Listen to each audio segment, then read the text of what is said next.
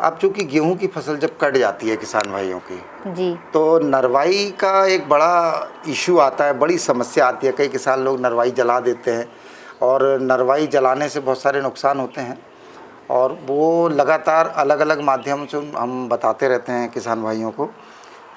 नरवाई का जो प्रबंधन है वो एक ऐसा विषय है जिसके बारे में किसान को पता होना चाहिए। जी, तो आपका मार्गदर्शन हमें उस विषय पर चाहिए आज। जी। सबसे पहले किसान भाइयों को मेरा नमस्कार। और जो हमारी गेहूं की फसल है, इसमें जो ऊपर का हिस्सा होता है, जो दाना हम बोलते हैं, वो हमारे किसान भाइयों का होता है। और जो बाकी का शेष जो पौधा होता है, जिसको हम नरवाही बोलते हैं, वो असल में हमारे पशुओं के लिए होता है। तो उसको हमारे किसान भाई उसका प्रबंधन इसलिए नहीं कर पाते क्योंकि वो उसको जला देते हैं। हाँ। तो वो जो हमारी नरवाही होती है, उससे हमारे किसान भाई भूसा तैयार कर सकते हैं। सबसे पहला एक प्रबंधन वो ये कर सकते हैं। और बाकी का जो कचरा हमारे खेतों में बच जाता है, उसको वो बायोडाइजेस्टर का प्रयोग करके डिकम्पोज कर सकते हैं। जो किसान भाई लंबे समय का गेहूं लेते हैं तो उन्हें मूंग लगाने की कोशिश नहीं करना चाहिए। उन्हें गेहूं की कटाई के बाद में ग्रीष्मकालीन गहरी जुताई करके अपने खेतों को खाली छोड़ देना चाहिए। और आने वाले खरीफ के मौसम में जो फसल है, जैसे सोयाबीन है, मक्का है, उसकी तैयारी पहले से कर लेना चाहिए। और मान लीजिए कुछ किसान ऐसे हैं जो गेहूं की कटाई के बाद में मूंग लगाते हैं, तो उन किसान भाइयों को नरवाही जलाने की बजाय हैप्पी सीडर सीड ड्रिल के द्वारा मूंग की बोनी करना चाहिए। इससे उस नरवाही का भी प्रबंधन होता है और आपकी मूंग की बोनी भी जल्दी हो जाती है। और जो फसल के अवशेष जो बचते हैं, उसको बायोडाइजेस्टर का उपयोग करके उसी खेत में वो सड़ा सकते हैं। नरवाही हमारे लिए बहुत ज़्यादा उपयोगी है, उसके बहुत सारे फायदे हैं, वो मैं आपको बताना चाहूँगी कि जो हमारे पौधे हैं उनमें ऑर्गेनिक तत्व सबसे अधिक मात्रा में पाया जाता है।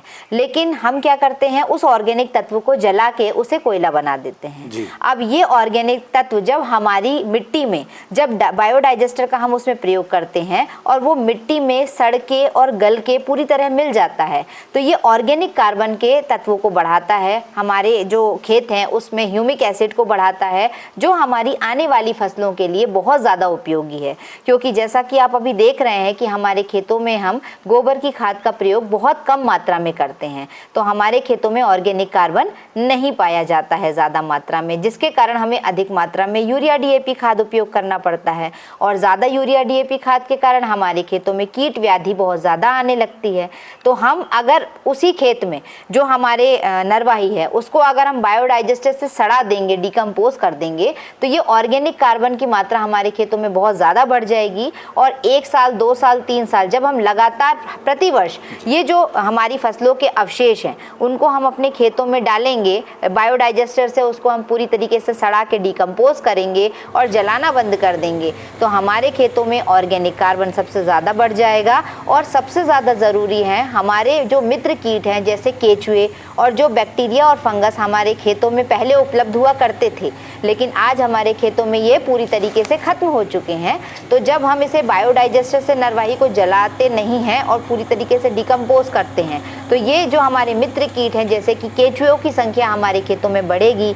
जो मित्र कीट हैं जैसे जो मधुमक्खी है और तितलियां हैं, जो हमारे लिए परागण में बहुत ज़्यादा मदद करती हैं, इन कीटों की संख्या हमारे खेतों में बहुत ज़्यादा मात्रा में बढ़ेगी। हमारी मिट्टी में जो बैक्टीरिया और फंगस पहले बहुत ज़्यादा मात्रा में पाए जाते थे, जिसके कारण हमारी भूमि बहुत ज़्यादा उपजाऊ होती थी, वो भी बहुत ज़्यादा मात्रा में बढ़ेंगे और हमारे खेत पूरी तरीके से नरम हो जाएंगे। आज हमारे खेतों में जलाने के कारण सिर्फ एक ही पद्धति जो हम अपनाते हैं कि खेतों को साफ करने के लिए हम उसमें माचिस लगा देते हैं और जला देते हैं, वो एक बहुत बड़ा अपराध है जिसको हमें नहीं करना चाहिए। उससे हमारी मिट्टी भी प्रदूषित होती है, वातावरण भी प्रदूषित होता है और एक बहुत बड़ा अपराध भी है जो हम करते हैं। इससे हम सूक्ष्म जीवों को भी नष्ट करते हैं। आज अगर ये सूक्ष्म जीव हमारे खेतों में रहेंगे तो हमें आगे चल के ज़्यादा मात्रा में उर्वरक उपयोग नहीं करना पड़ेगा, जिससे किसान की आर्थिक हालत भी सुधरेगी, उसकी मिट्टी का स्वास्थ्य भी सुधरेगा।